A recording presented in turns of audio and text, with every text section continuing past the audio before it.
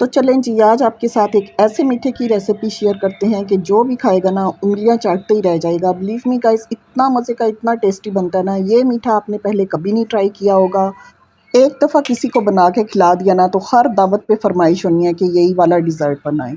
बहुत अमेजिंग है, बहुत सिंपल रेसिपी है और सुपर टेस्टी बन के तैयार होता है। सबसे पहले जी कैरेमल क्रंच रेडी कर लेते हैं। उसके लिए पैन के अंदर आधा कप मैंने चीनी ली है।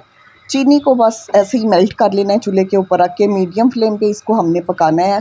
चमचा नहीं चलाना है, चमचा बाद में हम चलाएंगे जब थोड़ी शुगर मेल्ट होना शुरू हो जाएगी। यहाँ पे जी चीनी थोड़ी मेल्ट होना शुरू हो गई है।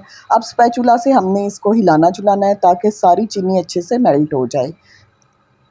बिल्कुल हल्के हाथ से इसको हिलाते जाएंगे ताकि चीनी आहिस्ता आहिस्ता मेल्ट होती जाए। अच्छा, चीनी का दाना बिल्कुल नहीं रहना चाहिए। जब चीनी बिल्कुल मेल्ट हो जाएगी, बिल्कुल पानी की तरह हो जाएगी, उसके बाद जी इसके अंदर हमने आधा कप बादाम डाल देने हैं। बादाम क्रश नहीं करने, ऐसे ही डाल देने हैं। अब जी एक ट्रे लेंगे और उसको ग्रीस कर लेंगे। मैंने एक गलती कर दी, मैंने बटर पेपर लगा दिया। आपने बटर पेपर नहीं लगाना, सिर्फ ट्रे को ग्रीस करना है और उसके ऊपर सारा ये बैटर जो है ना ये पोर कर देना है।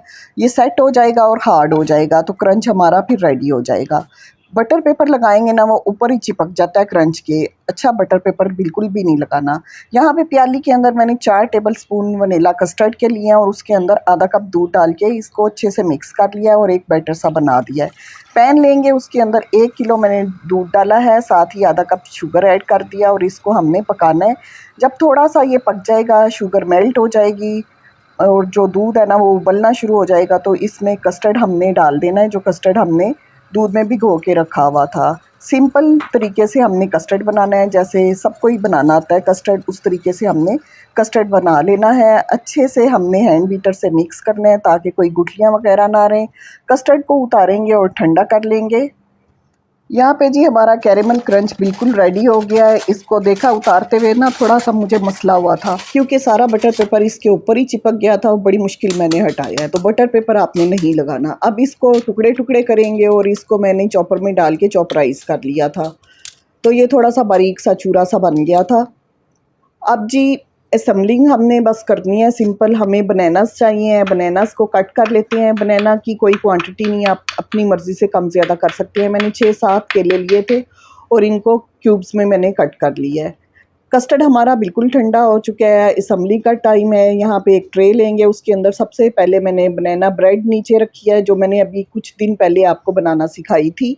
अगर ये नहीं है तो आप प्लेन केक भी यूज़ कर सकते हैं। उसके ऊपर हमने केले डाले हैं, सारे स्प्रेड कर दिए हैं अच्छे से। उसके ऊपर हमने कस्टर्ड डाल दिया है। कस्टर्ड के ऊपर अब हमने कैरेमल क्रंच जो बना के रखा हुआ था ना वो डाल देंगे। खूब अच्छे से भर के आपने क्रंच डालना है। जितना ज़्यादा ऊपर क्रंच डालेंगे ना उतना ही मज़े का ये डिज़र्ट लगेगा।